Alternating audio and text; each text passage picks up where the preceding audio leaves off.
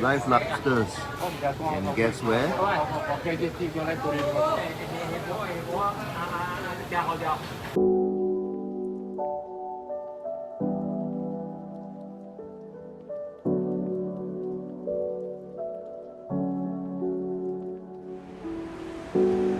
Okay, hi, good afternoon. Okay, hi, you're watching Great Speed Eats, and we're here to talk about the oldest bak kwa brand in Singapore, Hock Guan, which has been operating since 1905. And the story goes that in the 1890s, Guan, he came to Singapore from Nanyang in Henan province, China. His brother Lim Kim Ho was already selling bak kwa at Hong Kong Street off New Bridge Road. The shop was called Hock Guan, and it can be argued that it was probably the first bak kwa shop in Singapore.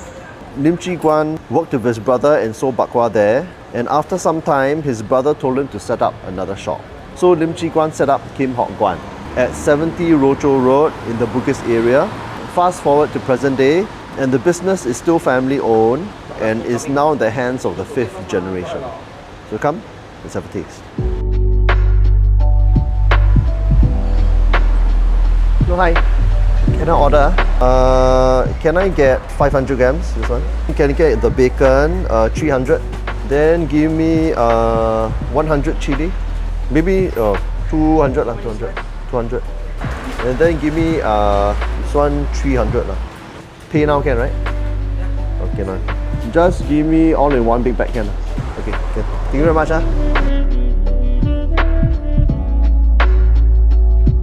Okay, so I'm back from the shop and I've got a bit of everything lah, or rather maybe a lot of everything. I've got some traditional bak kwa in whole pieces and also in bits. While they're grilling, some of the bits will actually break off lah.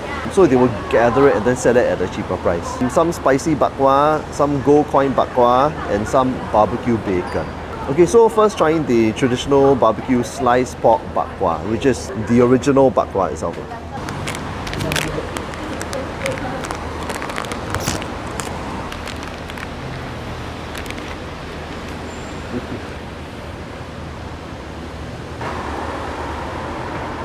Right on.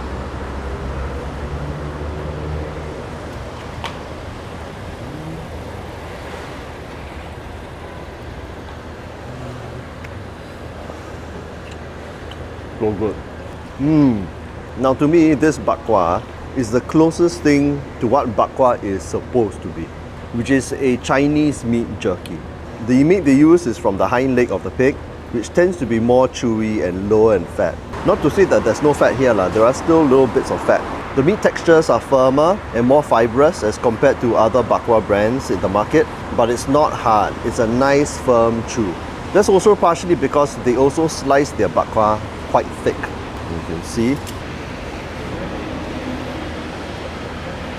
And the great thing is that as you chew it, preferably in small bites, okay, not how I did it just now, the character of the bak kwa actually develops and changes in a remarkable way.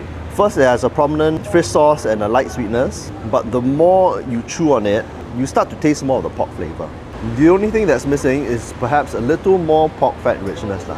That's it, there's still some oiliness on the bak kwa, but it's not as much as other bak kwa brands.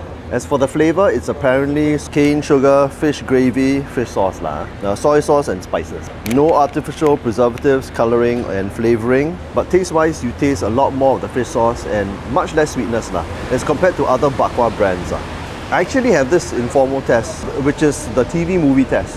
So the question is it great for snacking while you watch a movie on the TV? And once you apply it, you realise that many bak kwa brands actually fail this test.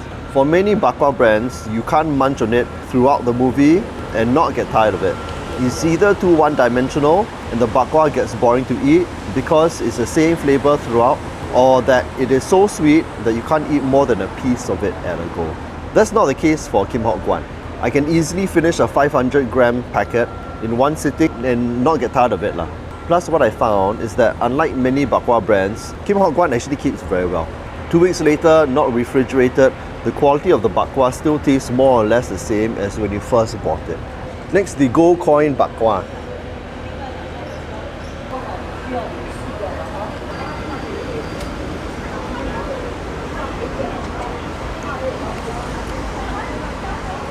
Now this is kind of like a bit of a compromised bak kwa lah, for people who do not appreciate the firm textures of their traditional sliced bak kwa, and also maybe want a little more fat richness inside. It's pork mince, but I'm guessing it's a very rough pork mince lah, because compared to all the other golden coin bak kwa in the market, this is easily the firmest of the bunch. Also partially because it is cut quite thick as compared to the other golden coin bak kwa from other brands lah. But it is still slightly softer as compared to the original traditional slice that they have here. And it also has a little bit more fat on it, so it has a little more fat richness. Hands down, this is my favorite bak kwa. Okay, spicy bak kwa right here.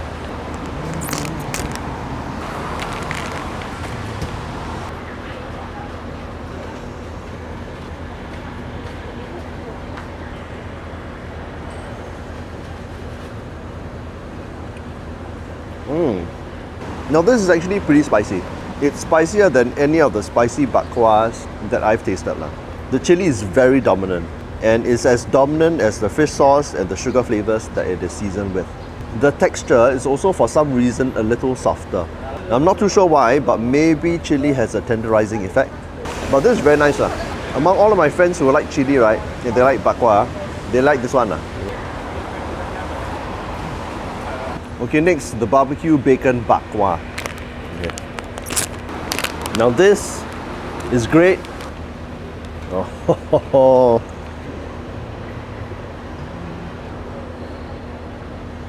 Now this is bak kwa made using the pork belly part of the pig. And this is very intriguing lah, even compared to other Bencoolen bak kwa in the market. So,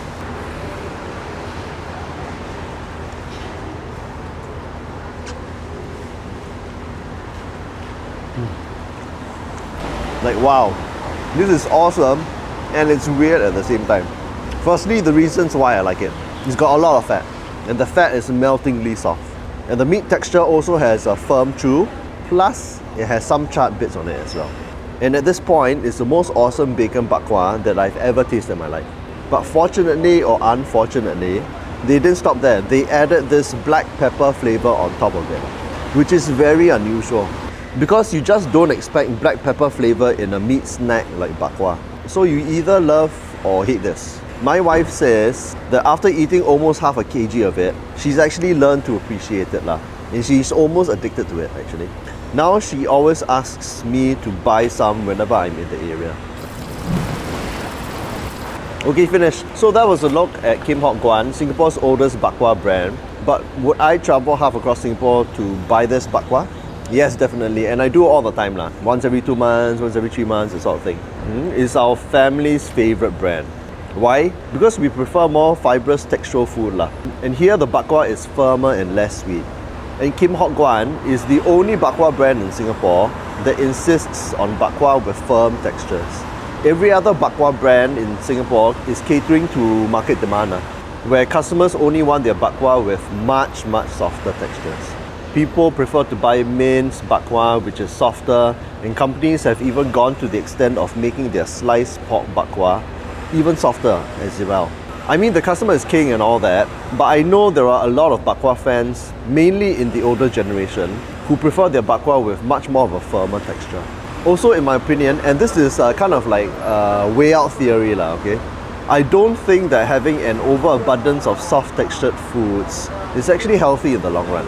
Okay, I only have anecdotes at this point, but I believe that there are health benefits to chewing firmer foods. I do know of parents who insist on giving their kids firmer foods to eat, saying that it helps prevent crooked teeth and to prevent wisdom teeth removal. And some of these parents I talk to are also dentists as well. Their thinking is that besides proper nutrition, which means eating a lot of meat, you also need firm foods to chew on to have a full development of your jaw to fit all of your teeth, the maxilla and the mandible. At the same time, I also do have another set of older relatives and more senior friends who have a preference for firmer foods, saying that it helps prevent cavities.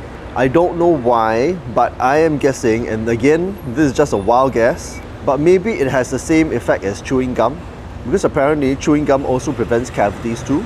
I don't know lah, you know. Again, I stress that I'm not a dentist and I'm not a scientist, and all this is all anecdotes lah.